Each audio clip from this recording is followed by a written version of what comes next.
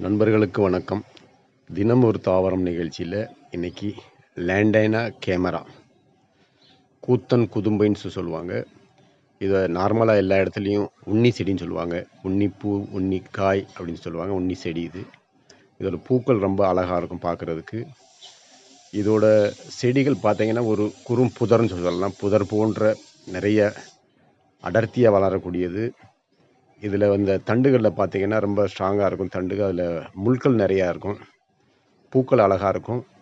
அதே மாதிரி இதோட இலைகள் பார்த்தீங்கன்னா வெற்றலை மாதிரி இருக்கும், பார்க்குறதுக்கு சொரசொரப்பாக இருக்கும். இதோட காய்கள் பச்சை கலராகவும் அது பழுத்த உடனே பழங்கள் பழுத்து நல்ல கருப்பாக இருக்கும். அந்த பழுத்த பழங்களை எல்லாம் சிறு குழந்தைகள்லாம் எல்லாம் சாப்பிடுவாங்க. கிராமப்பகுதிகளில், மலைப்பகுதிகளில் இந்த செடி அதிக அளவில் காணப்படும். அதிக அளவில் இந்த காயையும் சாப்பிடுவாங்க. முற்றிய காய்களையும் இந்த பழங்களையும் சிறு குழந்தைகள் சாப்பிட்றத பார்க்கலாம். நல்ல இனிப்பாக இருக்கும் அந்த காய்கள்.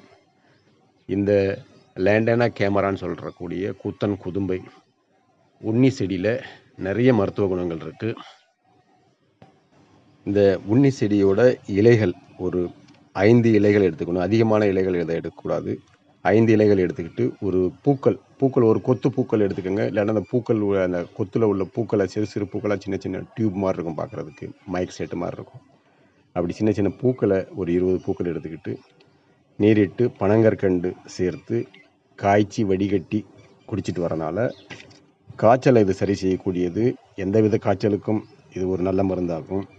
ஜன்னி வராமல் பார்க்கும். மாதர்களுக்கு அதிக குழந்தை பேர் பெற்ற நேரத்தில் ஜன்னி வரும். அப்படிப்பட்ட நிலைகளில் இந்த தீநீரை கொடுக்குறனால நல்ல ஒரு பலன் கிடைக்கும். அது மட்டும் இல்லாமல் மாதவிலக்கு நேரத்தில் ஏற்படுற வயிற்று வலியை சரி செய்யக்கூடியது. உடலில் உள்ள நச்சுக்களை எல்லாம் வெளியேற்றக்கூடியது. இது ஒரு ஆன்டி கேன்சர்னு சொல்லலாம், ஆன்டி டயாபெட்டிக்னு சொல்லலாம். இந்த தீநீரை குடிச்சிட்டு வரனால உடலில் உள்ள புற்றுநோய் செல்கள் எல்லாம் அழித்து வெளியேற்றக்கூடியது. இரத்தத்தில் உள்ள சர்க்கரை அளவை இது குறைக்கக்கூடியது.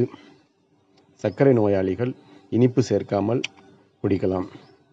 உடலில் எங்கு இரத்த கசிவு ஏற்பட்டாலும் அதை நிறுத்தக்கூடியது இந்த கூத்தன் குதும்பைன்னு சொல்லக்கூடிய உண்ணி செடி. இந்த உண்ணி செடியோட இலைகளை அரைச்சி பசையாக்கி தலைமுடியில் தேய்ச்சி வச்சுருந்துட்டு ஒரு அரை மணி நேரம் கழித்து குளிச்சுட்டு வரனால முடி உதிர்வு சரியாகும், பொடுகு போகும், முடி நன்றாக வளரும். நண்பர்களே, லேண்டனா கேமரா, லேண்டனா இண்டிகா அப்படின்னு சொல்லக்கூடிய கூத்தன் குதும்பையோட இலைகளை அரைச்சி பசையாக்கி தேங்காய் எண்ணெய் இட்டு சிறு தீயில வச்சு காய்ச்சி வடிகட்டி வச்சுக்கிட்டு ஆறாத புண்களில் போட்டுட்டு வரனால ஆறாத புண்கள் ஆறும். அதே மாதிரி சிறு பூச்சிக்கடிகளுக்கு வண்டு, தேனி, தேல் போன்ற பூச்சிகள் கடித்த இடங்களில் இந்த எண்ணெயை போட்டுட்டு வரனால விஷம் இறங்கும், அந்த வலி வீக்கம் போகும். அது மட்டும் இல்லாமல் உடம்புல ஏற்படுற கொப்பளங்கள், பால்வினை உண்ணிகள், சொறி சிரங்கு அப்படிப்பட்ட இடங்கள்லாம் இதை நல்லா அழுத்தி தேய்ச்சிட்டு வரனால வெகு சீக்கிரம் சரியாகும். நண்பர்களே, கூத்தன் குதும்பைன்னு சொல்லக்கூடிய இந்த உண்ணி செடியோட பூக்கள் ஒரு 2 கொத்து எடுத்துக்கிட்டு 2 பூக்களோட கொத்து எடுத்துக்கிட்டு அதோட நீரிட்டு ஒரு 1/4 கரண்டி கடுக்காய் பொடி, 1/4 கரண்டி நெல்லி வட்டல் சேர்த்து நீரிட்டு காய்ச்சி குடிச்சிட்டு வரனால சளி இருமலை சரி செய்யக்கூடியது, காய்ச்சலை சரி செய்யக்கூடியது. எச்சில் துப்பும் போது நிறைய பேருக்கு ரத்தம் வெளியில் வரும், அதை சரி செய்யக்கூடியது. நுரையீரலை பற்றிய காசநோயை இது சரி செய்யக்கூடியது. நுரையீரலிருந்து வர்ற சளியிலிருந்து ரத்தம் சேர்ந்து வரும், அதை நிறுத்தக்கூடியது.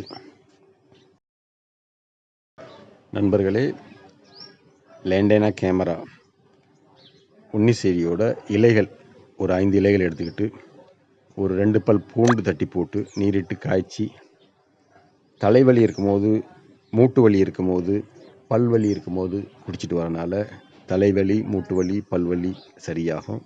காய்ச்சலையும் இது சரி செய்யக்கூடியது. பல்வலிக்கு இதே தீநீரால் வாய் கொப்பளிச்சிட்டு வரனால பல்வரி சரியாகும், ஈரிலேருந்து வர்ற இரத்த கசிவுன்னு இருக்கும். நண்பர்களே, ஒரு சட்டியில் தேங்காய் எண்ணெய் கொஞ்சம் எடுத்துக்கிட்டு அது லேசாக சூடானதும் அதில் உண்ணி செடியோட பூக்கள், கூத்தன் குதும்பையோட பூக்களை இட்டு சிறு தீயில காய்ச்சி வடிகட்டி வச்சுக்கிட்டு அம்மை கொப்பளங்களுக்கு இதை தொடர்ச்சியாக போட்டுட்டு வரனால அம்மை கொப்பளங்கள் ஆறும். சாதாரண கொப்பளங்களுக்கு போகிறனால சாதாரண கொப்பளங்கள் ஆறும். பால் உண்ணிகளுக்கு போட்டு வரனால பால் உண்ணி சரியாகும். சொறி சிரங்குகளில் நல்லா அழுத்தி தேய்ச்சிட்டு வரனால சொறி சிரங்கு சரியாகும். நண்பர்களே, நம்ம குளிக்கிற நீரில் இந்த கூத்தன் குதும்பையோட இலை பூக்கள் எல்லாத்தையும் போட்டு கொஞ்ச நேரம் ஊற வச்சு ஒரு மணி நேரம் 2 மணி நேரம் கழித்து அந்த தண்ணீரால் குளிச்சுட்டு வரனால தோல் நோய்கள் வராது. இதை காய்ச்சி ஒரு கஷாயமாக்கி கூட அந்த கஷாயத்தை குளிக்கும் நீரில் கலந்து குளிச்சுட்டு வரனாலையும் இதே பலன்கள் கிடைக்கும்.